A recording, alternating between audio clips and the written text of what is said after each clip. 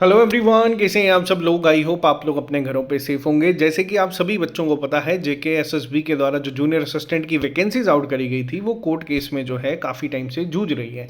आज कोर्ट की हियरिंग थी। आपको बता दूं, दो पॉजिटिव चीज़ें जो सामने नज़र आई हैं, मैं आपके साथ यहाँ पे उन पे बात करूँगा। सबसे पहली चीज़, अब ये जो कोर्ट केस की हियरिंग है इसको एक फास्ट ट्रैक जोन में आप लोग मान लेते हैं कि अब करा जा रहा है, क्योंकि नेक्स्ट हियरिंग 10 तारीख की दे दी गई है। 11 तारीख को आपका एक और केस है जिसकी हियरिंग है।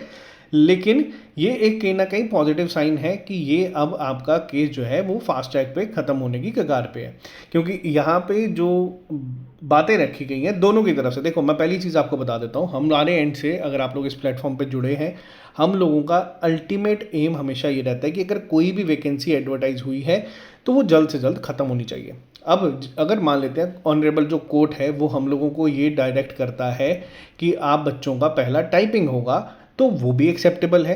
अगर वो ये कहता है कि आपका ओएमआर होगा तो वो चीज़ भी एक्सेप्टेबल है, ताकि बच्चा जो तैयारी कर रहा है वो एटलीस्ट जो डिजर्विंग एस्पिरेंट्स है वो सिलेक्शन ले और आगे जाए। क्योंकि देखो, इस पेपर में सिंपल सी ये चीज़ है कि जो बच्चा क्वालिफाई करेगा वो दोनों एग्जाम्स को, अगर ओएमआर को भी और टाइपिंग को भी अच्छे से परफॉर्म करेगा तो वो फाइनल सिलेक्शन लिस्ट में आएगा, नहीं तो नहीं आएगा।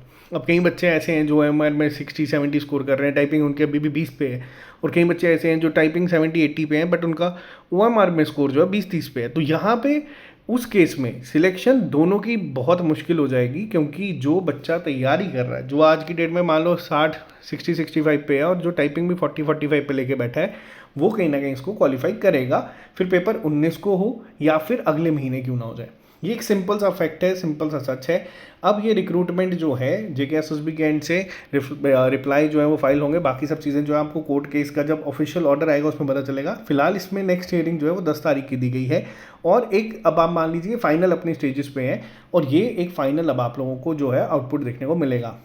आप लोगों से एक रिक्वेस्ट है, आप लोग फिलहाल जो जेके एसएसबी का ऑफिशियल ऑर्डर है जो उनकी वेबसाइट पे है, जो उन्होंने लिखा है कि 19 तारीख को एग्ज़ाम होगा, उसको ही सही मान के तैयारी पे फोकस करें।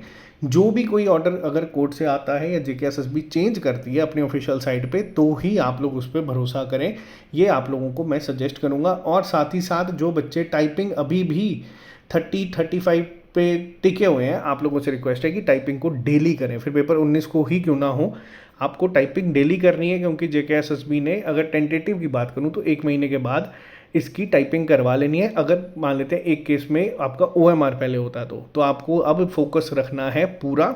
और मैंने पहले भी आप लोगों को एक चीज़ सजेस्ट करी थी कि जूनियर असिस्टेंट में जितना आप लोगों ने पढ़ना था उस सिलेबस के अकॉर्डिंग आप लोग पढ़ चुके हैं।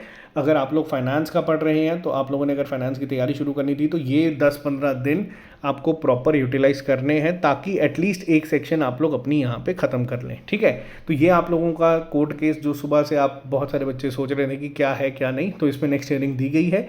बट एक पॉजिटिव चीज़ ये है कि अब ये जल्दी ही ख़त्म होने के चांसेस लग रहे हैं, क्योंकि नेक्स्ट हियरिंग आपको हार्डली 4 दिन के बाद की दे दी गई है। तो मिलते हैं आप लोगों से जल्दी नए लेक्चर के साथ। अभी के लिए फिलहाल इतना ही। Bye bye, take care, see you soon.